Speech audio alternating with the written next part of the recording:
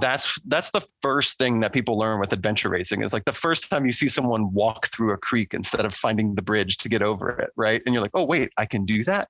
And as soon as that clicks in their head, they become a different person with adventure racing, because now it becomes, how fast can I go? What's the ways I can find?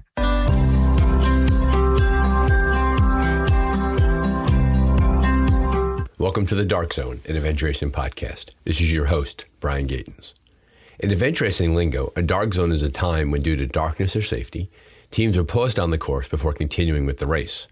During that time, stories are exchanged, friendships are kindled, spirits are restored, and teams have a chance to prepare for the next challenge. We hope that you make good use of this dark zone. We're glad that you're here. Welcome back, dear listener, to another episode of the Dark Zone, an adventure racing podcast. Today we are joined by Alan Wagner of Broad Run Off-Road. Alan has been organizing very successful, very popular adventure races in the Virginia area, specifically geared towards the newer racer. Alan, a racer himself, has great thoughts to share about how to get into the sport, how to build great experiences, and good feedback for other race directors. So thank you, Alan, for coming on to the show. Before we get into the episode, I want to thank Rootstock Racing's The Endless Mountains AR for being this episode's sponsor. www.endlessmountainsar.com. A 5-day adventure race, returning for its second version, June 2023. We encourage everybody to check out the website. Once again, www.endlessmountainsar.com. A fun experience, and for those of you on the east coast of the U.S., a big, long, wonderful 5-day race right in your backyard. So be sure to come out and join endlessmountainsar.com and Rootstock Racing. You'll have a great time. Thank you for being a listener to the Dark Zone. We will continue to remain free for all of our audience. We're delighted to have you here. Hope your racing is going well. The calendar has turned to September, and it's time to think about fall races and winter training. So we look forward to seeing you out there. Be safe and enjoy this episode. So welcome to the Dark Zone, an adventure racing podcast. This is Brian Gatens, your host. We're joined today by Alan Wagner of Broad Run Off-Road Racing, and they'll talk a bit more about their name in a second. Alan is the race director for that organization. He reached out to the Dark Zone, reached out to me for the purpose of talking about the races that were not quite as long. Admittedly, the Dark Zone, we get pulled into the big races, 24, 36 hours, 5-day races. But Alan did me a favor by reminding me that there are other types of races out there. He's had tremendous success, and I invited him on the Dark Zone to talk a bit about his races, the clientele he's seeing, the growth he's seeing in the sport.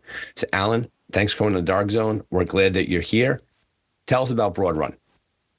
Yeah, so Broad Run Off-Road, we started in 2013, around that time. It's just me and a group of friends who happen to live in a neighborhood together. We actually live in a neighborhood that's surrounded by a nature preserve, uniquely. And they were actually turning it into a nature preserve as we were kind of all moving into the neighborhood. And I started using it for running, and was actually, as they were building the trails, using that for my workouts, and reached out to the nature preserve manager and asked basically, hey, can we put on a race on the trails? They thought it was a great idea. So that was the actual founding of Broad Run Off-Road. So Broad Run is a place. Yeah, so Broad Run is a stream that runs through the area. If you're familiar with this area in Virginia, you often hear of the Battle of Bull Run. Bull Run is a waterway that comes through. Broad Run is about 10 miles west of that. So Broad Run is a stream that actually runs right next to the nature preserve where we were putting on the trail races. And since we were exclusively doing trail races, that's the off-road part of it. Our big thing when we started for those first 5-6 years is we did do a couple races in other locations, but we strictly stayed off pavement. We weren't doing any closing down of roads or anything like that. We just wanted to do trail races. So that was the Broad Run Off-Road. And we kind of had the same thing from the beginning, which was we all have day jobs. We don't need to do this. This is all a hobby for us. So from the very first event we did, we just said, hey, whatever money we end up making from these events, we're just going to donate them to charity. So what we do for every race we put on, we pick a different local charity. So we've worked with the local Wounded Warriors retreat that's out here. We've worked with Girl Scout troops, school PTOs, Friends of Homeless Animals, all kinds of different orgs. Every time we do a race, we just pick a different org, somewhere it'll make a difference, something local, because we're not raising tons of money. We're raising like $1,000 to $5,000. That's but still, that's a really nice thing for you and your friends to do, is that you see this need. So you're in your house one day, you're hanging out, minding your own business. You say, hey, wait a minute, there's this gorgeous chunk of land next to us. Let's start putting races on in there. And here we are. That was pretty much the genesis of it. And I know I drove most of it and kind of pulled all the friends into it. But they came and helped us do it. And it's crazy because it originally started as let's try and do a group run. The original intent was not to do registration and bibs and all that stuff. We were just like, let's get a group run together. We posted it on like a neighborhood Facebook group. We ended up having like 100 people that first year. And then the first thing that everybody told us was, you should make this a real race with registration and timing and all that. So we did that the next year. That's like super organic. So, and you weren't involved in those activities beforehand. That was just something you just, so your day jobs, you're not involved in athletics activities, race directing. You're a regular guy like the rest of us. And you just organically just created this series. That's great. Yeah, exactly. Not involved in sports whatsoever. I mean, obviously I played sports and stuff like that growing up, but yeah, my day job is completely elsewhere, doing business, operation-y type logistics type stuff. And then even before that, I worked for an orchestra doing their operations, so like completely different worlds, but event management was kind of in the background. So taking on doing event logistics kind of came natural to me, and trying to plan all that stuff out, trying to figure out which routes work, and making sure I get the exact distance I need to put on a 5K. So all that kind of stuff was a lot of fun for us to do. And so you literally from the ground up, like you put a group run on, 100 people showed up. Were you surprised at the 100 originally? Did you have any idea who was coming? The 100 not only surprised me, but within 2 or 3 years, I think the biggest year we had like 450 people, to the extent that like we were reaching capacity of how many we could fit on the trails. And we're like, okay, this is now almost getting out of hand. How do we control it? Right. But that's great though. I mean, it must have been very endearing for you. Nothing's nicer than taking an idea that's in your head, talking to your friends about it, doing some research, and all of a sudden you look up and you're a sellout. Yeah. A sellout in a good way, not in a bad way. Yes. I know what you mean. And so that's a pretty common. Now, let's talk adventure racing a bit. Have you ever been involved? Like, how did adventure racing come into the mix? Because it sounds like these were just linear point-to-point trail runs where you would put down, is it baking powder you put on the trail to kind of show it, and you put flags down and arrows and things like that? It's flags and arrows on the course. I mean, that's the most typical thing we do for trail races. Of course, people miss their turns and they get lost, and then we have to worry about having people out there. And they get cranky when they get lost, right? Always. Yeah, exactly. It's always my fault that they got lost and missed their sign. Right. Always. But the other 440 people did fine. But it's your fault that one missed, right? Okay. Exactly. Okay. But the funny thing is, my introduction to adventure racing came completely by accident. Through doing the trail race, my wife and I started having a family, and 1 year we already had registration open for the race. And it turns out that we found out my wife was pregnant. Oh, and then it turns out that the baby was due on race day. Okay. And the issue was, well, I don't want to cancel the race because everybody's going to be mad. And we had already promised to one of these nonprofits that we were going to raise money for them. So I had been doing, like, I participate in races, and I had done a couple trail races and mountain bike races with Adventure Enablers. I had no idea anything about adventure racing, but I was just like, okay, these guys really have their stuff together. They seem really nice. So I actually reached out to Mark and Margot Harris just to say, hey, can you come help do this trail race for me? Like, I'll pay you guys to do the timing. And in case of emergency, I get called to the hospital because the baby's on the way, you guys just run the race in my absence. I'll be there if I can. And that's how my relationship with Mark and Margot started. And through that, I think I was talking to Margot once after the race, and she was like, I really think you would like adventure racing. And I was like, I have no idea what you're talking about. Right. So she kind of gave me a quick overview of it. And from there, the next year I signed up for my first adventure race, and I don't even know if it was a full bore adventure race from what people think of today. It was the Shenandoah Aqua Blaze. They used to put on, everybody knows Shenandoah Epic now, is the 24-hour race that they do now. But at this time, actually this particular year, it was 2019, they weren't even doing the Epic. They were doing what was known as the Shenandoah Tough, which I think was an 8-hour. Yep. And they were also doing the Aqua Blaze, which again, I still didn't fully understand adventure racing at the time, but it was it was almost point to point in that they gave you a map with the checkpoints, but it literally told you how to get there. They were like, take this trail for half a mile, then take a right. And so we did that event, and we had a lot of fun. But I think what clicked for me is we realized that the Shenandoah Tough was going on. And as we're walking on the trails, we saw a bunch of teams running down the ravine and down into the ditches. And we're like, what are those guys doing? Like, we didn't get it. Like, we were so confused. And that happens sometime during races, like wrench racers come popping out of the woods And Yeah. people are like, and then they look like Martians. They run and they just run off the trail, going right back into the woods. So you were that person. You saw that happen. Okay. Yeah. So, I mean, I didn't get it when I did the Aqua Blaze. And I still feel like that probably wasn't really my first adventure race because there wasn't really any navigation to it because it really kind of laid it out. But I loved the idea of mixing paddling and biking and walking and all of those different things. So the first thing I did is I obviously just went on the internet and just searched for other adventure races and found EX2 Adventures here in Virginia put on a race called the Greenhorn, which I believe was a 4 or 5 hour. The two friends who did Aqua Blaze with me, they were just like one and done. They were like, okay, that was fun, but we don't want to do any more of this that. has been great, but we're going on to something else now. So I did the Greenhorn solo. And that's when I not only fell in love with adventure racing, but figured out that I'm kind of good at it, or at least I'm decent at it.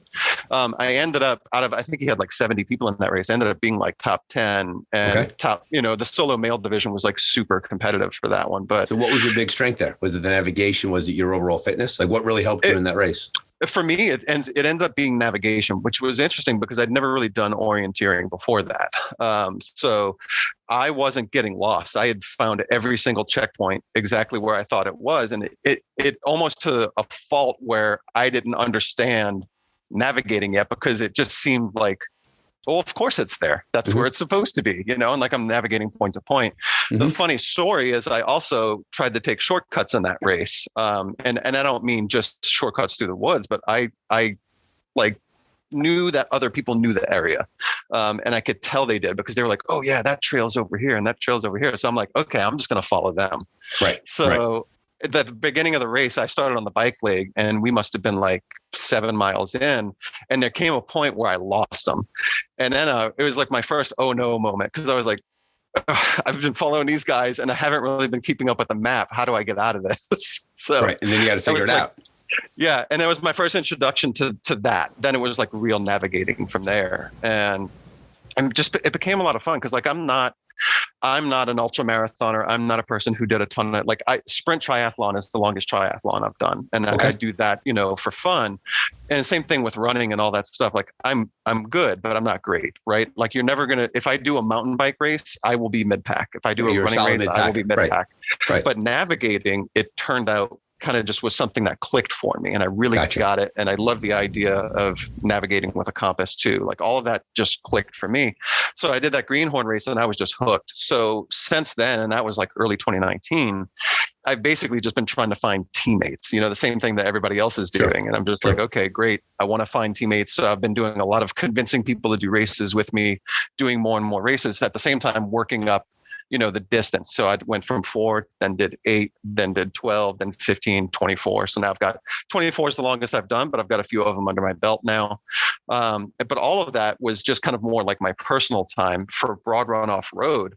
We didn't really dabble in adventure racing until COVID happened. The year of COVID, we were going to put on our first like extensive trail series. It was going to be multiple locations. We had all the permits set for it. And then of course, COVID happens and we ended up having to cancel the whole thing. So we had a whole year off to just like think about what we wanted to do. I pitched the idea to my friends. I was like, I'd really love to put on an adventure race. And more specifically, I really wanted to put on a beginner adventure race because I felt the same thing I was feeling in trying to get my friends to come race with me is, and I think a lot of, your listeners would probably agree with this, is that when you introduce the idea of adventure racing to a lot of people, they just freak out because you're like, okay, it's going to be an 8-hour race or it's going to be a 12-hour race. And they're just like, what?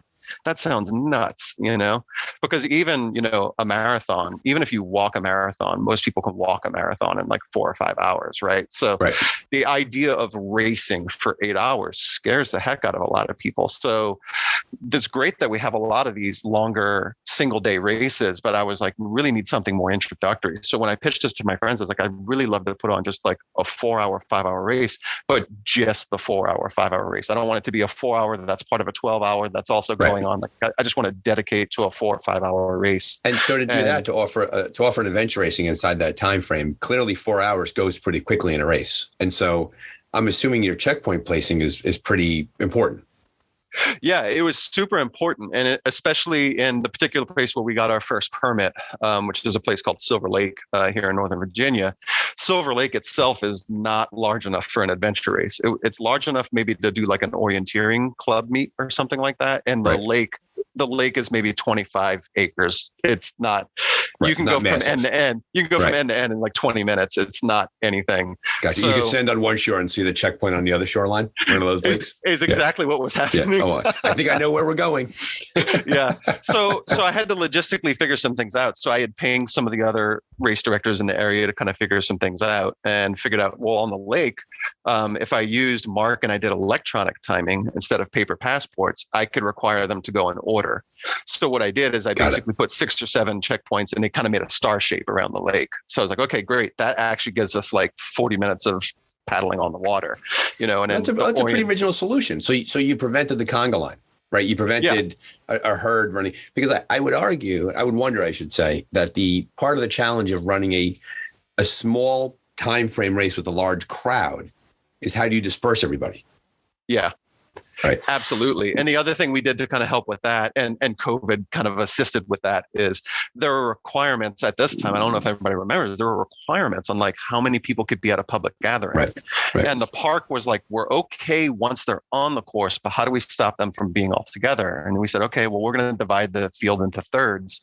1/3 is going to start on the paddle, 1/3 is going to start on the track, 1/3 is going to start on the bike. Yeah. So we'll all start in the same location, but then they'll go their separate ways. So even again, that kind of helped with the whole conga line kind of setup going on. And at that point, there's so many people running in so many different directions that you really don't know who you're following anymore, right? So it helps to do it that way. Okay.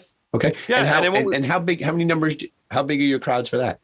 Well, and that was the crazy thing, is because of COVID, we were limited to 200, was what they said. And when we originally did the race, we were like, we'll be happy if we get 100. We not only got 200, we sold out, I want to say 3 months before the race. People were hungry to get outside. And it was right after, World's Toughest Race, Eco Challenge Fiji came on Prime. Bit of a bump. So that kind of helped with the bump. But one thing that we did uniquely too, that I would implore other race directors to do, is on our sign-up form, we added a question that said, hey, is this your first time ever doing an adventure race? Because we wanted to get a sense of, am I just getting the diehards, or is this new people trying it out? And what was crazy was that first year, I think 60% of the people, this was their first time doing an adventure race. Gotcha. Which helped me as a race director. I actually did a longer briefing. We did an online Zoom briefing like 2 days before the race, and I made it longer because I was like, okay, a lot of these people got to know what they're doing. Like, what are they getting into? So I kind of covered a little bit more logistics of just like how an adventure race works. So that sort of thing has been super helpful. We've kept that question on all of our races now, because now we get an idea of like how many of these people are coming in for the first time. Yeah, we had I was asked to direct with it was just with the direction of a race this past Saturday. Roughly 32 people in the field. We did a NAV clinic an hour before the race. Over half the racers came to the NAV clinic, right? Yeah. And so clearly, because to your point, adventure racing is a funny sport, and the idea that like it's different from other sports. The idea like you have to figure it out on your own, right? That's part of the core of adventure racing. Like, we're going to throw things at you. It's your job to figure it out. But if you don't take care of the beginner, the gap between their skill set and figuring it out is so wide that they just have a miserable time. Yeah, exactly. And there's things that I covered in that briefing that I think if I covered during a 12 or 24-hour races, people would be throwing stuff at me, right? It's Gotcha. like stuff that's a given for adventure racers. But if you've never done it before, like one of the things we did is, so we connected Silver Lake Park, and then there was like a 3-mile trail that connected to another park. And we figured out how to make them go from one to the other, but it required, there was a 4-lane highway as part of that transition. And we basically said, look, you need to go under the bridge, or you need to go to this crosswalk. And I literally showed them the race, like a little segment of the race map. And I was like, look, this is what it's going to look like when you get to this spot. Right. And I basically said, you do not go on this road, because basically the local police said like no racers could be on the road. Yeah. But also from a safety standpoint, I didn't want them there. But like, that's kind of thing that you don't really cover at a high level, more expert level race. Race with more experienced racers, you get the maps and there's a big red mark on here. Do not go on there. Yeah. Right. And exactly. then racers know not to do that. And if there's live tracking, because like you mentioned, Mark and Margot Harris, they just did the tracking for the Endless Mountains through enabled tracking. And what a great, the ability to dot watch has been a real growth point in the sport. And it's easy to see if you're dot watching, if someone's on an illegal road. There was a team that I won't identify from the longest day race that we were dot watching from race headquarters. And we were like, they're getting close. And they ended up staying high enough on the contour that they avoided the out of bounds area. But we were like, uh-oh. You could see that from the tracker. We did live tracking for our 10-hour race this year with Spring Bloom. I tell you, it did two things for me. One, it gave me so much more confidence, like from a safety standpoint. I know where the racers are. There's private property, around. And I'm like, oh gosh, I really hope nobody's getting the private property, but it's much better when you're tracking and you kind of tell. I also had one or two racers this year called me from the course, and they were basically like, hey, I'm not hurt, but we're pretty certain that checkpoint blah blah blah is missing. Right. And I pulled up the live tracker and I said, look, I'm not going to tell you where you're wrong, but you're not in the right spot. Like they were way off in the wrong place. And I was like, look, I'm not telling you where it is, but I promise you other people have gotten the checkpoint you're looking for. It's not missing. You're missing. Yeah. Your job is to figure it out. Good luck. Yeah. You hang up on them. Yeah, exactly. They were very good sports about it, but it helped me because like if I didn't know where they were, who knows? I might have had to send somebody out on the course, check and see if that flag is there. Right. I wouldn't know until the race is over if that's the situation. Right. Because we do know as a director, the most clutching feeling in your chest is when you think a checkpoint's in the wrong place. And you're like, oh, because that's like a big thing for us, right? We want to get that right. And if it's wrong, you're like, oh no. So to your point, the tracker vindicated you, right? It showed that you were doing the right thing. Yeah. The other thing I would say too, I guess we're plugging Mark and Margot here, which I very much would love to do. They do a great product. They deserve it. I learn a lot. I probably learn more about adventure racing by being a race director than I do from being a racer. Right. One of the things you learn a lot of, especially when you have the live tracking, is not everybody approached that checkpoint the way you thought they would. Right. And that's probably one of the biggest things. One of my favorite stories from Spring Bloom, the 10-hour this year, is we ended the race with basically a kind of like a horseshoe shaped orienteering. It was a Rogaine, and there were basically high points and there were low points. And the expectation we had was that everybody would kind of make a U shape and do the low points, and then they would do another U shape and do the high points to get back. And that's basically how I was setting the checkpoints. And there was one racer, Phil Dawson, who did the race. He went out in a zigzag pattern. He was getting both the top and the bottoms on the way out. And we're like, well, how's he planning on getting back? And then all of a sudden the tracker is in the water. And we're like, there's no way. It was like a 1/4 mile inlet. And sure enough, Phil jumped in the water and swam the gap. And we were just like, it didn't occur to us that anybody would try to do that. Yeah. And that's the part of adventure racing. I always tell people when we talk about adventure racing and other endurance sports, if you adventure race enough, it ruins you for traditional endurance sports because they tell you where to go. Yeah. Right. You run a marathon now and it's like, okay, I mean, marathoning, good sport, honorable, hard, but there are turn markers. And all of a sudden, what traditionally had been competitive activities become long training days for adventure racing. Right. And to your point about Phil Dawson, you had somebody who looked at the map and used his ingenuity to figure out a strategy that as a race director, you may not previously have thought of. And I agree with you. When you look at the trackers and a team takes a unique strategy, it's kind of like, let's see how that works out for them. Yeah. Yeah, absolutely. I mean, I was glued to the screen during Endless, watching all the teams' tracks and like seeing all the different approach points. And the crazy thing sometimes is like how much energy gets wasted. It's not even necessarily navigationally. It's just like, yeah, you might have gone in a straight line, but how much energy did it take? One of my regular teammates, Dave Dowling, he's more of a straight line guy, and I'm more of a, let's take this trail because that will be less effort. Right. And we're a good balance between the two of us, but it's always funny because he's like, well, we got here quicker. I'm like, yeah, but my legs are killing me. Well, I always joke that there's different personality types in adventure racing, and there's the engineers on one side, and engineers are designed for efficiency, and their job is to get the next job done, and they will go straight over and through whatever's in front of them. And the liberal arts guys are the guys like, well, let's figure this out a little bit, and they'll take a more roundabout route and get in the same place. And then what's the benefit there, right? Do you go up and over it or do you walk around it? That's very often, that comes up from time to time. And as a race director, you probably see the full range of choice that people make during races. Yeah, absolutely. And the other thing I often tell racers too is I'm like, think like you're a race director when you're on the course. Like if you know the personality of your race director, you have a pretty good idea of how they set flags. And that's a pretty important thing to know because like I think a lot of people know me personally, like from doing the races, like I don't like to put myself through torture to go set a flag. So I'm not going to put you through torture to find it. Like, keep in mind, I got to go set that flag and I've got to go pick it up. So now you do know keep that in mind. You do know that there are race directors out there that take the exact opposite approach. But that's my point. Is it's not think like a race director. It's think like your race director. Exactly. Right. Because there are some race directors who do that. I mean, I've done races, like I did the Swamp Fox earlier last year. He put some of his checkpoints in the middle of a swamp, literally in Blackwater, and I'm like, but that's part of what's going with that race. You have an idea of how your race director is setting it.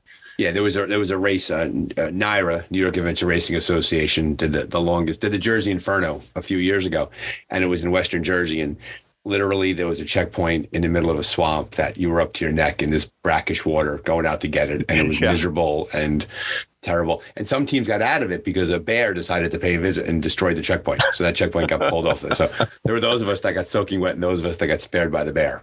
And so you're right about that. So as you've grown into adventure racing and you've gone through directing the broad run off road, and as you've moved into adventure racing, what do you find as like the people that succeed, the people that have a good time? What character traits do they bring to the event? And the other side of the question is, who just falls apart? Who just doesn't have fun out there? Yeah, I think it's really about people's approach to failure. I think almost everybody would tell you, you are going to bobble, right? You're in navigationally, especially. You're going to bobble. It's not going to go correctly. And I think the biggest thing people think is that they've been doing 5Ks, 10Ks, marathons, ultra marathons, all those things. And in all of those races, they started at a start line and they got to the finish line. And adventure racing is kind of unique in that most races have optional checkpoints, right? There's clearing the course and there's finishing the race, right? There's two different things there. And I think a lot of people think it's failure to not clear a course. I've podiumed an event without clearing the course. And I think a lot of people don't realize that sometimes that is a tactical thing about a race. There are some races I've done where they have on purpose set too many checkpoints. And that's part of the game, is trying to figure out what is the most efficient way you can collect as many as you can. Gotcha. And when you make a decision to pull yourself off the course. Exactly. Right? We've gotten this far and now we have to make a decision to go back. And that came up the other day during the race directing for the Race of the Wilds, which was in Curwensville Lake, Pennsylvania. We told the beginners, this is a very ambitious course. There's a lot out there. We don't think anybody will clear it. And out of 30 checkpoints, the most anybody got was 26. But we told them that that's not a failure. Right. And that's what I tell people too. There is something very unique to adventure racing that I don't really see in a lot of other events. And this is from participating in them too, which is dealing with adversity and staying in the race. I use a really good example. We did Break the Habit last year. And at like 3 a.m, I ripped the derailleur off my bike. We were taking a trail and it just came clean off the bike, just sheared it completely off. And one of the teammates we had, he said, "Well, we're done." And we're like, "What are you talking about?" We're like, we can convert this into a single speed. We're like those sorts of things. Like, there are people who do triathlons and stuff and you get a flat tire and they're like, "I'm done with this race." And it's like, cause you didn't get the perfect PR result that you were expecting. Whereas with adventure racing, it's more about dealing with the different things. Oh, you've got a teammate who needs you to carry their pack, or you need to take a break that you weren't expecting. Oh my gosh, Shenandoah Epic this year. I mean, that was basically the story of the race, was heat exhaustion. And it was like that race did not go according to anyone's plans because it was about 10 to 15 degrees hotter than I think we all thought it was going to be. Right. Which was we were both there, you and I, and it was a great race. And we had a big long trek on the Massanutten Ridge, right? And then we dropped down to the river and then we had a long paddle in the sun. And then all of a sudden it was time to get on your bike and climb over the gap. And it just clobbered people. Yeah. And I mean, we were one of them in that race. I mean, the funny thing about that race too, is like you recognize like other people are going, you don't recognize it until you see it, maybe, that other people are going through what you did. So when we came off the water in the Shenandoah Epic, I think we were in like the top 25 or something like that. We didn't know this at the time. I know it now because I went back and looked at the tracking. When we hit the climb on the bikes, which, let's be honest, it was a hike-a-bike. It wasn't really so much a bike. Mark, that comment's for you. And When I saw that map, I knew we'd be walking with the bikes for quite a while. No, the funny thing is I joked with Mark because it said I think it said 5% hike a bike or something like that on his guide that he gave out beforehand. And he's like, well, by distance it was. Right. It's so funny. Straight up. But the funny thing is I was actually the member of the team who was having the most issues with the heat exhaustion on going up the Mastodon Ridge. And we still managed to pass two teams while we were doing that. But I think the real moment was when we got to the top of the ridge. I think there were 30 teams up there that were laying on the ground. You and I were there together. We were all taking half-hour rest. And all of a sudden you have a moment of mentally, I thought, oh my gosh, I'm so out of shape. I'm hurting the team, all these different things. And then we get to the top of the ridge and I go, actually, it's every team. It's not just me. Yeah, and you feel like when you're doing a climb like that, you feel like you're in last place. Right. Yeah, you feel like the race is over. We're terrible. We're horrible. And your brain is chewing at you. It's chirping. You get to the top because you and I were there together and it was like a convention. Yeah. Right? Because we were allowed, and this was to Mark's credit, we were allowed to wait there while one teammate ran to get the checkpoint because he knew it was going to be kind of rough on us. And of course, it didn't get any easier because when you went on the other side of the ridge, it was unrideable on the way down. And I tend to believe that the only thing worse than carrying your bike up a hill is carrying your bike down a hill. Exactly. Yeah. Well, and the funny thing about our group is that I don't want to say we're primarily mountain bikers, but we're pretty heavy on mountain biking as our recreational activity. And there was one particular member of our team, Maria Logan, who's kind of like a local legend mountain biker. She's just doing all the kinds of different races. And she's up in Pennsylvania too, doing all kinds of enduro mountain bike races. And she had a look on her face where she was just dagger-eyed at us. And she's like, you told me there would be mountain biking. Yeah. And it's like they say in England, there's a group in England called the Rough Stuff Collective. It's great. And they have a t-shirt. It's always a good day to take your bike for a walk. Yeah. And that's what that was. And then if you remember, we came over the other side of that hill, we got down to TA3 and it was like a field hospital. I mean, there were people just all over the place, drinking water, hanging out. And to Mark and Margot's credit, they knew what was coming and they were just overflowing with food and drink and water and replenishment. Yes. So thank you, race directors out there, for knowing we got to carry our own stuff. But when the weather conditions change, they take that into account for the racers. They helped a lot of people by having such foresight. Yeah, absolutely. And I'll talk about the racing directing side in a second. Here's what I would say kind of on the topic where the strategy comes in is this is the one stroke of genius we had in that race, which is we actually went into that course knowing that we weren't going to clear leg 4. We were already planning on cutting a bunch of it anyway. That was the trick. We're not Jesse Spangler, right? We know that already. Right. But we knew we could get 3 or 4 of them. But what we did is kind of after the medical ward up on top of Massanutten and everything, when we got to the bottom, we within 2 seconds looked at each other and we said, let's get the one required and let's get the heck out of here. Yeah, number 4. And we were the first team that did it. And what was hilarious is if you go back and look at the trackers for Epic, you see us leave and you see a bunch of teams walking past us, do a U-turn and go back to their bikes and wait, that's a great idea. Let's go do that too. Right. Yeah. And it was funny. We actually let everybody out and we were the first ones through Mudhole Gap, and coming on the way back, we ended up getting caught up by Jesse ended up catching us. We got into leg 6, 7. We got to that TA with Jesse and he knew we had shortcut the course and we were chatting with him and everything. But it was funny because that was the point where we ended up calling it quits early as a team. And this is, again, something that's a little bit unique about adventure racing is that we had gotten all the required points. And my team tells me I was in bad shape. I thought I could keep going, but they were like, we should probably stop. This just isn't going to get any better. And I was like, all right, it's a team decision. Let's do that. But we officially finished, we still got all the points. Sure. Had we continued walking and we cleared that, we had so much time. Had we continued clearing, we probably would have ended up, in the top 15 or something like that. Right, had we just completely cut out leg 4 and did the rest of that. But that's something that's unique. And that's what I always tell people is that look, just because you're missing points doesn't mean you're losing the race. You don't know what's going on. That's the other thing that's truly unique to adventure racing is you really have no idea who's winning. Yeah. Never stop racing, right? Always. Yeah. I mean, you have no idea. Very often racers will come on the Dark Zone and they'll talk about how they thought they were counted out. They thought it was over, that they had no place to go. Then all of a sudden they get to the finish line and all of a sudden they're finding that they did much better than they thought. which is you never stop racing. And very often people will get in their heads. Now, if it's a medical issue and if you're not well, that's a different story. But just because you think you're getting clobbered is not the way to go. It is interesting, though, to see people who live in the endurance world that blows their mind, and they don't keep racing because they can't deal with that. The fact that it throws them off, that there's no scoreboard during the race. They don't know where they are. Exactly. And again, just another quick anecdote is in the 10-hour spring bloom we did this year, Matt Wilson, I think everybody in this region knows Matt. He does tons of races. He was doing it solo. And there were basically three top entrants. I don't know how you say it, but it was Goals ARA with Glenn Lewis and Kevin McIntyre. Then it was Matt and one or two other solo males who were out there.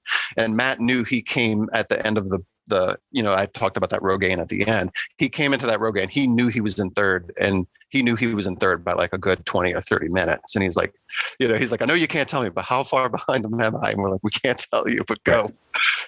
So he goes out there and he hauls. And I didn't know too much of the conversations that were happening at TA, but he came into the finish line sprinting and he goes, how much did he beat me by? And I was like, Matt, I have no idea who you're talking about because no one else has come in yet. Right. And Like, what? He's like, what are you talking about? And I was like, well, I've been watching the tracker and there's like three of you out there and one of them struggled, on a couple of the checkpoints, but you guys went in a different direction to go get him. And he ended up winning solo male by a good 30 or 40 minutes. And he went thinking he finished second. Right. And thinking he was going into that, not knowing where he was. And he could have easily have self-talked himself out of going, but he kept going hard. And Matt he was a navigator once. That's his team name. Yeah. He did a great job. And that's part of adventure racing is don't stop. Don't quit racing before the race is done with you. Yeah. That's the most important thing. So you have an interesting dynamic that you're simultaneously someone who's newer to the sport, newer to the sport. Mm-hmm. And you're also directing races. So I think you bring an interesting perspective that you still have if you can, the beginner's mindset to a race. And not that you're a beginner, but there's some race directors racing for 20 years. They forget what it's like to be new. It sounds like you haven't done that. Yeah, exactly. And I think one of the things is that and we won't get into this, but my professional experience is actually in the music business. I was in a band after college. I worked for an orchestra. Event production and logistics is something that I have already. Right. And then I got introduced to adventure racing and trail racing for what it's worth. Those came secondary. So it's I took my already built event skills and built them into this. Whereas I do feel like a lot of races that I've done, they're adventure racers and they're trying to figure out how to be a race director. Whereas I've put on events that have 10,000 people for big user conferences and stuff like that. So I think about a lot of those small details. And I think, at the end of the day, the most important component of adventure racing is the racers. And I think and again, I'm not calling out anyone specifically, but I think some race directors might forget that sometimes. They're really concerned with their course. You can create courses all day. You can, but if no one shows up, then there's no race, there's no sustainability, there's no growth.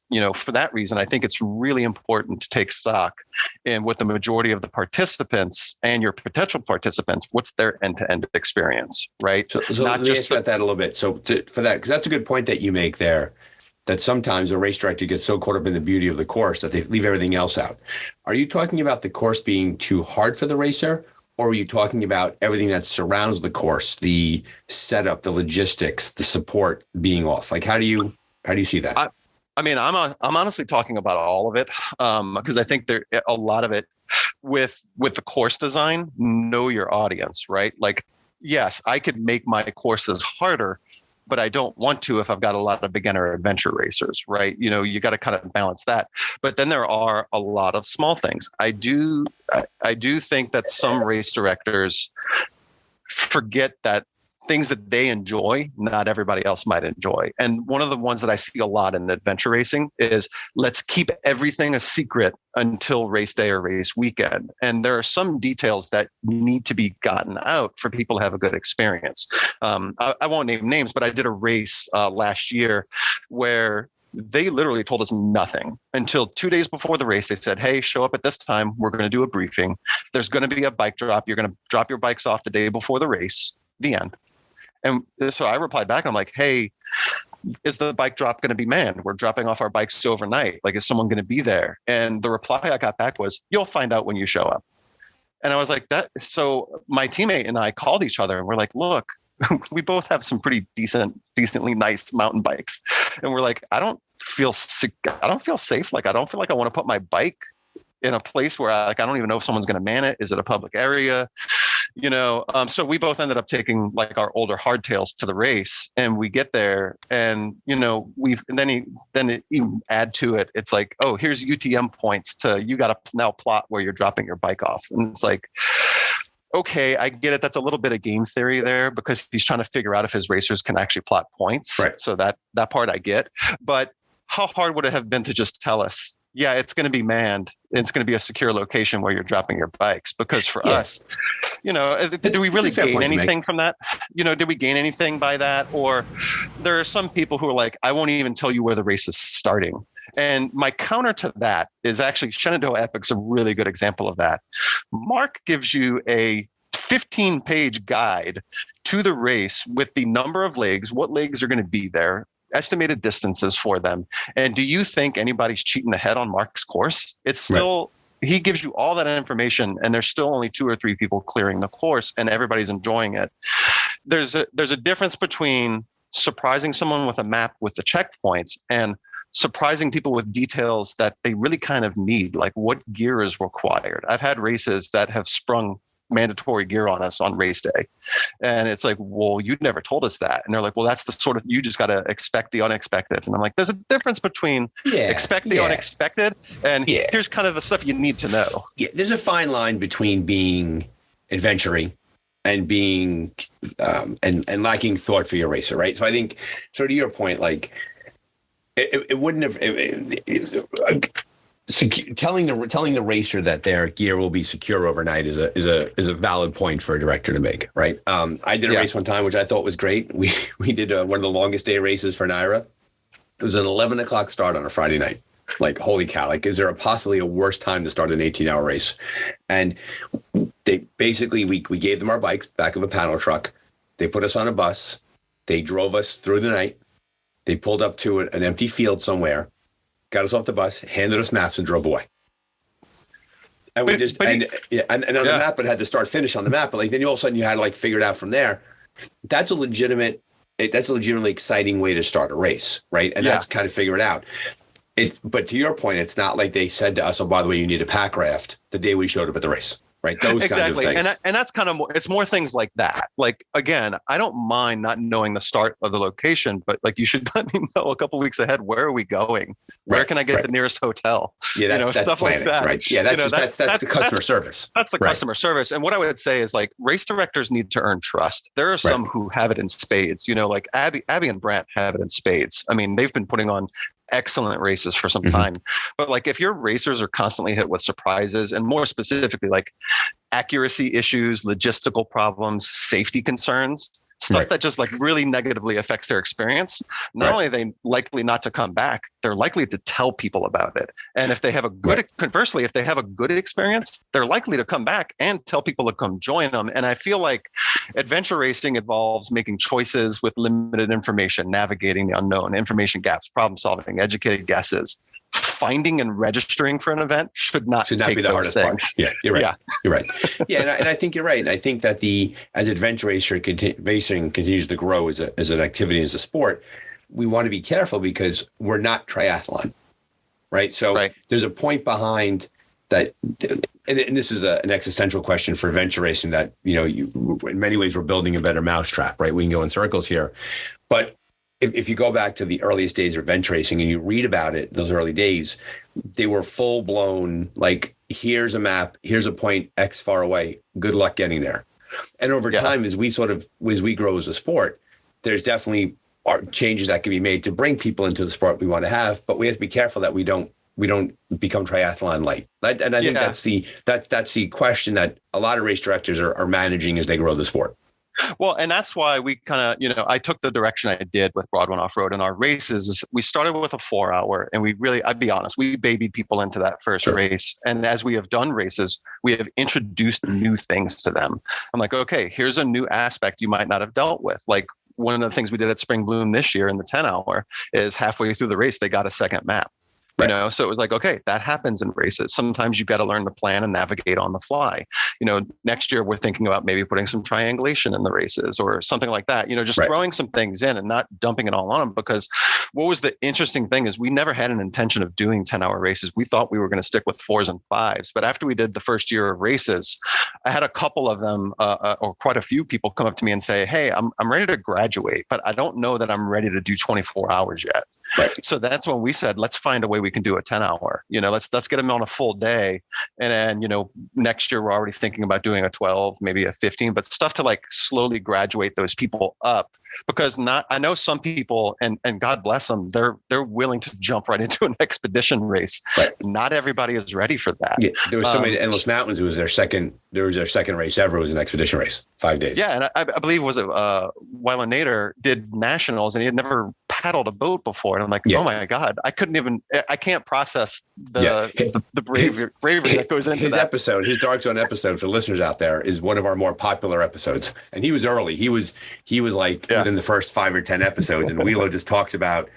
He just went for it, and I do think too. I recognize your approach, Alan, completely makes sense, right? It's an incremental growth into the sport, and you layer challenge on top of challenge, and over time, people build a skill set. Completely valid way to approach it, but there's a part of us that just loves the fact that like, oh, you've never done this before. Here's a 30-hour race. Here's you and your teammates. Yeah, don't go off by yourself, and we enjoy watching them try to figure it out because there's to be said. A lot of guests on the Dark Zone talk about that, how they jumped into the deep end of the pool and they had a miserably wonderful experience along the way. They got kind of clobbered, and on the way home, they're in the car looking for the next race, right? So there's two sides of that coin, which are both equally respectable, but there's definitely two ways of looking at it. Well, and it's so funny too, because this is probably one of the most unique stories we've had, or I've heard in Adventure Race. So Spring Bloom this year, we had 3 teams sign up, or got signed up. It was one person who signed all of them up. And then she starts sending me emails and she's like, can you tell me what a gear bin is? Because I see it on your list. So I'm like, okay, you guys are signed up for the 10-hour. Let me take you through it. And like, she just kept sending me question after question. So finally I was like, what is going on here? Can you tell me? And she said, it's a group of guys and they all know like this one central guy. And every year they get together for kind of like a guys retreat. And the way it works is somebody in the group picks a thing, but nobody knows about it. So like last year they all showed up and they did a Spartan race, like without knowing it. So this year, this group of 10 to 11 guys did our 10-hour adventure race. And they not only was it their first race, they didn't know what an adventure race was until like 24 hours before the race started. That's kind of like their thing. And they had a blast. They were one of the funnest groups we had out there. They obviously didn't clear the course. It was also interesting because like this poor girl had to coordinate renting like 11 bikes for all of these people because they couldn't know that they were doing it. And it was just so interesting. But to your point, their attitude, right? They're like, listen, we are completely overmatched here. We have no idea what we're doing. This is going to be a glorious train wreck. Let's just go for it. Just embrace it, right? I mean, and again, that's what I always tell people too, because like I think probably the 2 biggest fears I think people have when I talk to beginners is flipping a boat and crashing a bike, right? Okay. Those are like the 2 biggest ones. And the first thing I tell people is, I flipped the boat in an adventure race, and you know what we did? We kept going. We just flipped the boat back over. We got the water out of it, and we kept going. You know, I mean, there's more to that story than that, but I mean, like also at Spring Bloom this year, we had 3 different teams flip their boat on a flat water lake, right? I mean, like it's going to happen. You don't have to be going through rapids, like some, you know. But I think again, kind of going back to like what I said about the derailleur, like adventure racing is like just deal with it, like just keep going. You'll figure it out, and you'll keep going. And I think that's the first thing that people learn with adventure racing is like the first time you see someone walk through a creek instead of finding the bridge to get over it, right? And you're like, oh wait, I can do that. And as soon as that clicks in their head, they become a different person with adventure racing, because now it becomes, how fast can I go? What's the ways I can find, you know, all that kind of stuff. I saw that at our Naira's, the trilogy. I was on the course. I was watching the racers, and the team that won the race, we came to a creek crossing. They just walked right into the water. They didn't even pretend. Jeff Woods walked right across, brought his bike, put his bike down, went back, got his teammate's bike, walked it across, walked it across. They punched and they kept going. There was no dancing around. And in transitions, they were like that. went to their cars, got their gear, got back, and they ended up winning the race because they do that.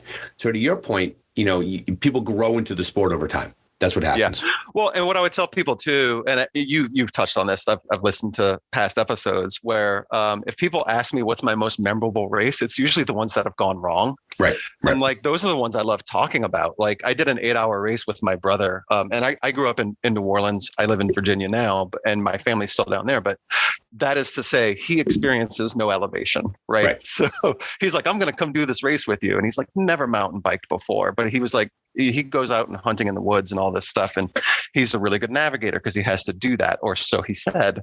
We ended up getting lost for like 2 hours in an 8-hour race. Right. That's a lot of time to get lost. Like, it's one of the craziest stories I tell people. And I'm just like, and I looked at it on the map after, but I'm like, it's one of the like craziest stories. Cause then I also had to like, he was dying by like, I say 4 or 5 hours in. Like it became a story of, instead of competing, it was like me trying to get him back and across the course and all that stuff. That's a story I love telling. Or at Break the Habit, at like, the derailer breaking, but also in that same race, we got lost for like an hour looking for one checkpoint, and stuff like that. I remember that. Like there are some races where I have podiumed, and I'm just like, yeah, I remember that race, but I don't remember significant things. Like it's the things that are out of the norm, out of the expected, that end up being the good stories and the things you remember. Right. And I think that's the point to make to newer racers out there, is that part of the fabric of adventure racing is the unintentional and the intentional adversity that comes our way. And things necessarily, when they don't go smoothly, it's a chance for the team to pull together, it's a chance for the team to grow, the chance for the team to overcome those challenges. One thing that you were very good at is reminding me that the 24s, the 36s, the 5-day races, the epic-y big long races are great, but there are people that are coming into the sport that really shouldn't necessarily be starting there. And your races are very popular. I think have you been like your Spring Bloom, we have a sellout? Yeah, so we've done 3 adventure races. We've had 3 sellouts. We did a spring and a fall last year. We had a spring this year. And the funny thing is we've actually increased the capacities every time we've done it, because we found people who have more boats for to rest. So who's your primary audience? Is it people who are looking for a new challenge? Do they like the fact that it's achievable? Like those are pretty impressive numbers for a beginning race series, if you will. Yeah, well, what was most interesting to us is the first time we did Spring Bloom, we thought we were going to convert a bunch of our trail racers into trying this. And out of the 200 people we had, I think 4 of them had raced with us before on the trails. Almost everybody else was organic people looking for something to do. And a lot of them were newbies. What's interesting now is, especially when we did the Spring Bloom we just did now, the 4-hour tended to be the beginners, and the 10-hour were some of the more, veteran racers, people who were looking for more of a challenge. I mean, like I said, we had Glenn Lewis from Strong Machine Goals ARA. We had, Matt Wilson, Phil Dawson. We like all these people who have done multitudes of races, and they came out for a full day race to challenge themselves and go fast. But a lot of our 4-hour racers, it really spreads the spectrum. One of the things I always tell people is, I'm like, it's so easy that kids can do it. And I really, to put context into that, the first Spring Bloom we did, we donated the proceeds to a local Boy Scout troop and a Girl Scout troop. Like we split it half and half to them. The Girl Scout troop who volunteered, like they were at transition for us and checking people in. They were like, we want to try this, but their big hang up was mountain biking, because a lot of them are young kids and the parents were like, they're not really ready for mountain biking yet. They were like, can you possibly put on a race without mountain bikes? So that's when we got the idea to put on the fall foliage race last year. And we said, okay, no biking, just paddle and trek only. And Girl Scout Troop 90088 had 10 teams in that race. 10 teams, like 10 individual teams just from them. And it was all parent-kid teams, parent 2 kids. And how great is that? I mean, that's just fantastic. I mean, kids getting out of the house, having a good time with their parents, having a shared experience, right? Because very often, we grow best shoulder to shoulder, not face to face. So you gave those families a great experience. Yeah. And what's great about it too, is it wasn't a one-off thing for them. They then signed up and did Spring Bloom, and they're already signed up for fall foliage this coming October. And the great thing I see about it is it's not just a fun outing for them. I see some hints of competitiveness in them. When they showed up for Spring Bloom, this was their third time being out with us. Some of them had their own paddles. And I'm like, they're starting to get the competitive bug now, right. They get those Girl Scout sized carbon fiber paddles. right? Or Yeah. MRS is seeing a big run in them, right? Well, So, and what's interesting too is that we do get some of those competitive people, but we also get a lot of the families too. But I also, interestingly, and this is something that I have now participated in myself too, is we had like Mike Cheney from Adventure Enablers team doing it with his son, Right. and we have a lot of that going on as well, where it's like some of these guys, they love doing it, but the kind of the more freer aspect, because the other thing too about us is we do put a lot into the event. Aside from the race, one of our big things is we have a food truck and we have Right. music and we've got like all these other things going on. Like we really try to take care of our folks, with our races. So it clearly has it has a festival vibe to it. You show up, Yeah. you take care of your bike. Because I watched some of the videos you sent, and clearly there was a joyous aspect to that. People are having a really good time. Absolutely. I think one of the greatest things, and oh my gosh, like Brent and Abby deserve an award for how they did Endless this year. But one of the benefits of a smaller race, like a 4-hour, 10-hour, is that everyone tends to be finishing within minutes of each other. Like the 4-hour, everybody finishes within a half hour of each other, from the person who clears it and wins. Right. I think the person who cleared our 4-hour this year did it in like 3 hours, 20 minutes or something like that. Yep. And then the last team came in at like 4 hours. So like everybody's standing there and cheering everybody across the line. Gotcha. Yeah. My gosh, the way Brent and Abby did a linear course with all of those optional spur offs Right. Was beautiful, because it meant that all the teams finished within like 8 hours of each other, which is unheard of for an expedition race, right? I mean, yeah. Usually there's a big gap in between, and so it worked out really well that the teams finished within a reasonable time frame of each other. It wasn't days and days apart, and nobody came across an empty finish line. It was a really, to their credit, and there were teams that had a run to make the finish line. They had a sprint. Yeah. Imagine a 120-hour race, and you're running. Yeah. One team actually, when they arrived at Clarion University's campus, the trail came up the back of one of the dormitories where the team stayed. I think they used like their room key or something to get into the building, to run through the building to get out the other side. Like that's amazing. That's how close it came for some of these teams. So now that you've clearly successfully dipped your toe into the water, and you've raced yourself, and you've built these races, and clearly very successful for families, and really a positive motivator for the community. What growth are you looking for? Do you want to go with an 18-hour, 24? Do you see yourself going bigger, more complex? Like, are you going to go, for example, would you consider talking to an RD for a much lengthier race, 36 hours, and going and spending time in their course and getting a sense for how big it is? Like, where do you see Broad Run growing? So I would love to go in that direction. I will say the biggest thing that holds us back is manpower. We are when I say we're a tiny nonprofit, Janine Prime is like she raced with me in my first race, and she's been at all of our races. She jokes that I am Broad Run Off-Road 90% of the year, and then 10% of the year everybody else chips in, right? Like I do all the course design, and I do the logistics, and I meet with people, and all that kind of stuff to get the permits. But on race day, it's a matter of volunteers. And like one of the biggest problems I have is, and I've talked to some other racers about this, is people have asked us, like, what about doing a big linear course? And like the problem with the linear course for me is having people to man the linear course. Like I can do some pretty easy out and backs. This year with Spring Bloom was the first time we kind of had it where we had multiple TAs. And that was because my regular teammates, Dave and Brian, were actually manning TA2, and I was at TA1 basically with a couple people with me as well. That's kind of like the big thing that limits us. I'll put the call out here on the podcast. If anybody wants to volunteer and help with us, like we're always welcoming of that. Like we'd love to take people. I always tell people too, I'm like, if you know a nonprofit who could use the money, I'm more than happy to donate to them. If they're willing to pitch in a few volunteers, absolutely, even more so. That's always been kind of our biggest holdback. The good news is we are getting some traction, and we are getting some more people here and there. To the converse side, Brian McKendrick, who's been my teammate for tons of races, he actually just moved out to Boston. So I kind of lost a volunteer and a teammate kind of in the process. We'll probably still team up and do races together, but as far as like getting them to help and come help me with logistics and stuff like that, those are the things that I would say hold us back from doing, say, like a 24, a 36, anything like that. My ambition is I would love to get to the point where we're putting on something that gets in as a regional qualifier, right? Something to that level. That's what I'd love to do. The good news is I'm actually actively talking with the county that we're doing fall foliage with this year. The not so secret is that the fall foliage race this year is actually a test run. We're doing a 7-hour, 3-hour at a place called Mott's Run Reservoir. And that's basically the county saying, well, let's not do a big race yet. Let's try to do one of these smaller races. Let's see how it goes. And if that goes good, then let's talk about expansion. And what's cool about that particular part of Fredericksburg, Virginia, is that there is a river right next to it. And I've actually got a course already laid out that would be a pretty solid 13 to 15 hour course. And one of the things I'd love to do with that particular course is one of the things I've actually heard from some racers and have seen it on the Facebook groups as well, is there's a lot of people who are saying, I'd really like to get into 24 hour, but night scares the hell out of me.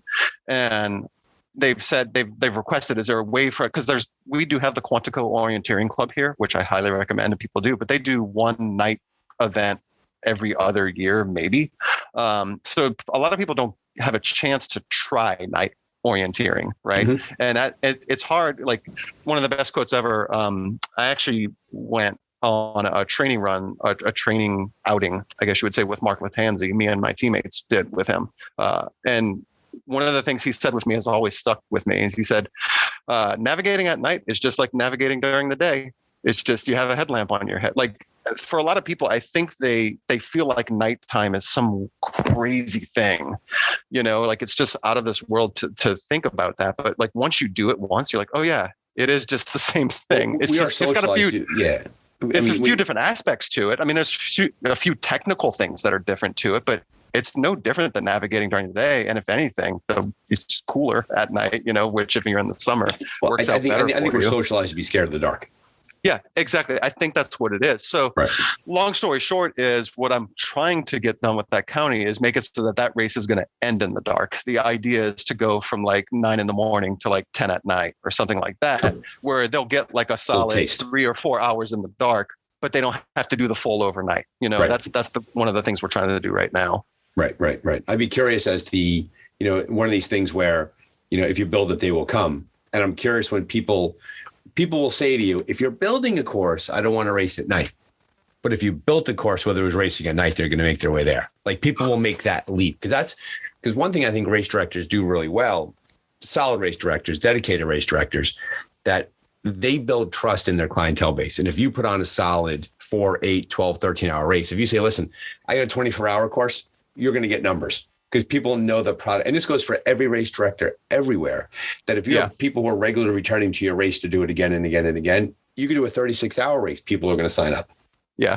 Well, what's interesting too is that like for Spring Bloom this year, we capped it at 250 because the park asked us to. It went so well, like they saw once they saw the finished product that they already asked us like, do you want to come back next year? And I was like, well, the good news is that park is so big, I can make another course out of their park without, and keep things the same. And then I said, okay, well, what's the limit this year? And they said, how about 400? And I was like, all right, let's try it. Let's see how high we can go. So that's one of the things we're going to do. And for any of your listeners, mark your calendar, April 29th, Spring Bloom will be back at Lake Anna State Park. And we're going to see if we can get closer. We've hit 250. Let's see how high we can go. But the plan is the plan is to do another 4/10 at there.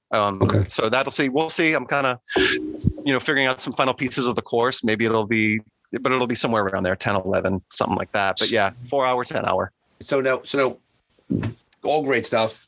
Don't get me wrong. Love Broad Run, rah, bring the sport along. How about you? What are your aspirations? You going to go big? You're going to look at a 5 day in the face? Maybe 10? I honestly would like to get there at some point. Our next big thing was we wanted to do nationals. Unfortunately, logistically, we have some, personal life things that are making it so that we can't do nationals this year. Right. So for the remainder of this year, we've got a couple of races on our schedule. I think the next one we're doing is Venture Quest, which I think is a 12-hour here in. Actually, he's in Maryland this year. He's betraying Virginia after being here for many years. It's funny. He's literally like 3 miles across the state line. Right. But we're just making fun of it.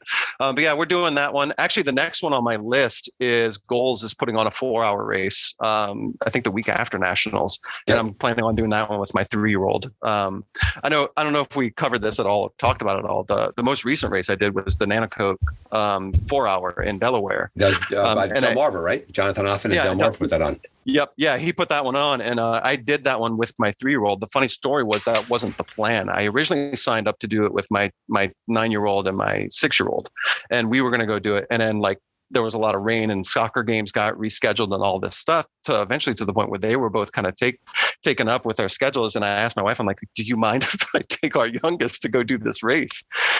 So I had him on, it's called a shotgun seat on my mountain bike. So he like sits in front of me. He's between my arms. So we did the bike leg like that. I did all the paddling in the boat, and then he genuinely walked about 30% of it, and then he was on my shoulders. And the funniest story about it is we ended up winning the division, which I'll never let Glenn. So you beat Glenn Lewis and Noah, right? I did beat Glenn Lewis and Noah, and the funniest thing about it is I beat him by like 2 minutes. Right. It was so close, and we didn't even realize it because we had to take different tactics to that race. I could put my 3-year-old on the bike, and effectively I'm doing all of the biking. His 6-year-old Noah is actually biking, so he couldn't do near as much as the bike as I was getting away with. But what he did is he shortcut the bike course, got back to the paddle where he could do the paddling, and basically had Noah in the front of his boat. So he cleared the paddle course. I only got like 2 or 3 from the paddle course, but it evened out that we ended up getting the exact same number of checkpoints, even though we both shorted it. And I beat him by 2 minutes. Of you running with your son like a suitcase under your arm as you're running down the finish line. You're knocking Noah off the bike and you're sprinting down the finish line, and you're passing by Glenn. Your son like the Heisman, right? You're carrying the football. It was so funny too, because like he genuinely enjoys doing this stuff with me. Like he's always begging me. He's like, let's do the bumpy trails. That's what he always tells me when he wants to get on the bike. And then he loves going in the kayak. And when we got the maps that morning, we started with the trek. And it was almost like it disappointed him. He was like, when could we be done walking? And recognizing that he's a 3-year-old, I honestly thought we were going to get like an hour in and he was going to want to quit. And that was fine, and I kept asking him throughout the day. I was like, hey, do you want to stop? And he would go, no, I want to do the boat. Good. There you go. I've heard that Skittles offered as bribes are very strong strategy. And what's nice though is that when I race Glenn Lewis, he beats me like I'm a 3-year-old. So it works out really well. So it's really good. Yeah. No, the funny story with Glenn was just a couple weeks earlier, he had done Spring Bloom, and I had put the fast course estimate at like just under 9 hours, and he ended up doing it in like 7.5. Yeah. One of those guys. Like, yeah. Of course he did. Good man, Glenn Lewis. Of course he did. He did Endless Mountains. He looked better at the finish than he did at the start. He's one of those guys. Yeah. I know that speaking of family, I know you have a family on the tail end of this day waiting for you. Any other closing thoughts as you think about your crash course in adventure racing, race directing, the process along the way, the growth of the sport? Anything that you want to share with our listeners? Yeah, I mean, what I would tell you is if you're a new person getting into it, there isn't one specific way to get into it. One thing I have found is people will post on Facebook and they'll say, hey, I'm trying to get into it. What should I do?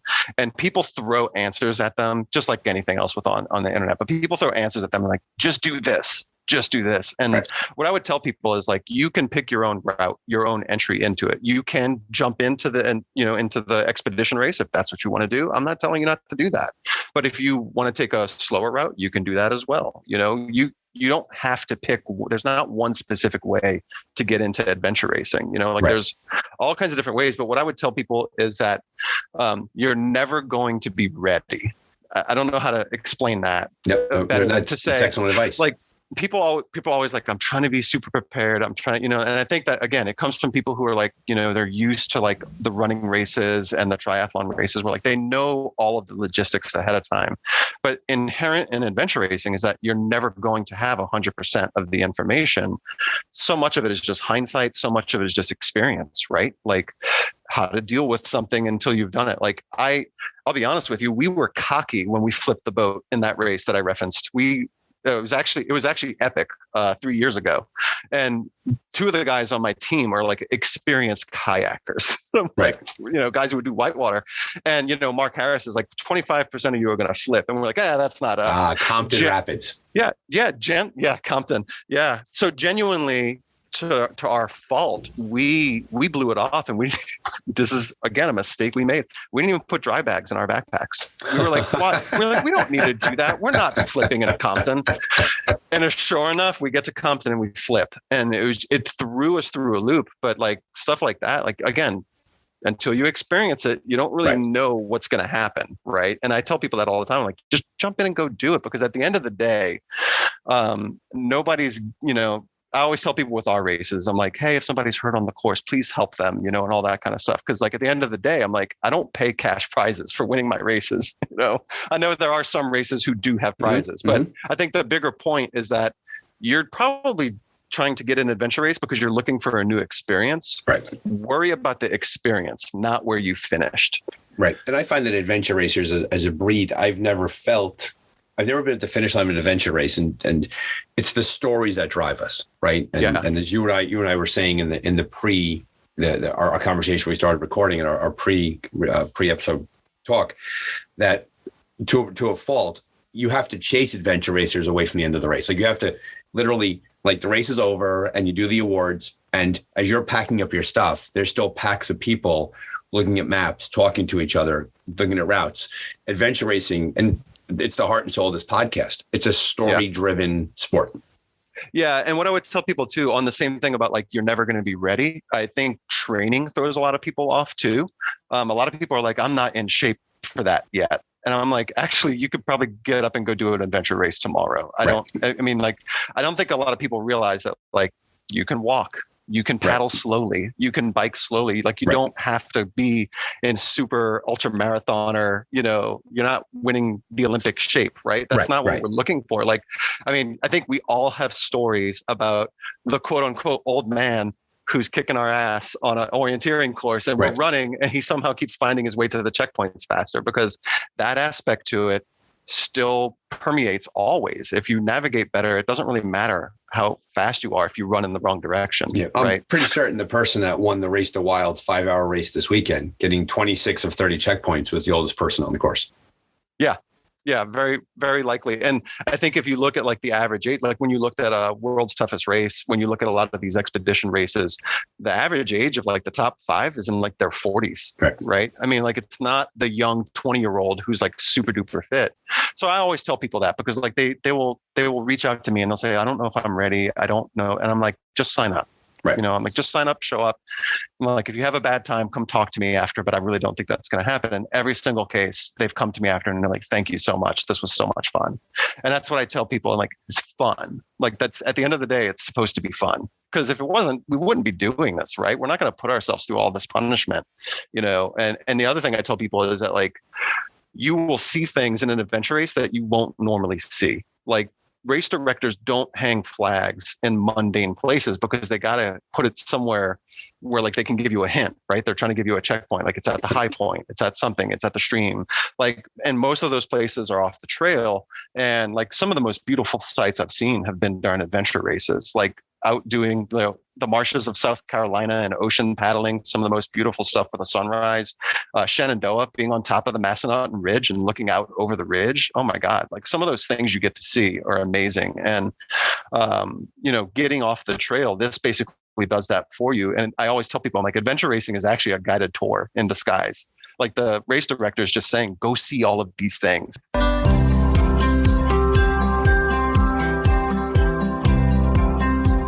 Thanks again to Alan of Broad Run Off-Road for coming on the show today. I will put all of his links and all of his contact information in the show notes. Be sure to check out his super popular races for the beginner in your life. Great way to get started. So thanks again, Alan, for coming on board. And thanks again to Rootstock Racing's The Endless Mountains, www.endlessmountainsar.com, for sponsoring this episode of the podcast. A great 5-day race in June of 2023. Hope to see you all there. In the meanwhile, thanks for being a listener. Feel free to visit your podcast platform of choice and leave a review. Best way to spread the word about the Dark Zone. And always reach out to me, Brian, at ardarkzone.com with any ideas or suggestions. Thanks for being a great listener, and have a great day. Safe training.